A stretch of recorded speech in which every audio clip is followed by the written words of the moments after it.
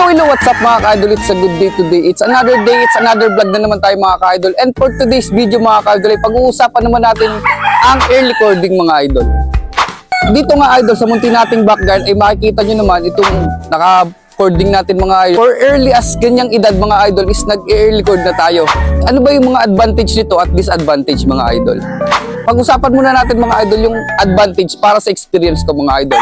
Pag early cording kasi yung mga alaga natin mga idol, mapapansin nyo mas mabilis na nagmamature yung mga alaga natin mga idol. Tapos hindi sila mailap mga idol. Pansin ko namang disadvantage nito mga idol ay pag hindi mo masyado naaalagaan yung manok mo, alas mamimila yung mga alaga mo kasi mura pa yung mga buto kumbaga. So para maiwasan yun mga idol, ay nagbibigay tayo ng Hairbox mga idol. Ito yung binibigay nating supplement dun sa mga baby stag natin mga idol para lumaki silang healthy at mabilis tumigas yung kanilang buto. Healthy silang lumalaki mga idol.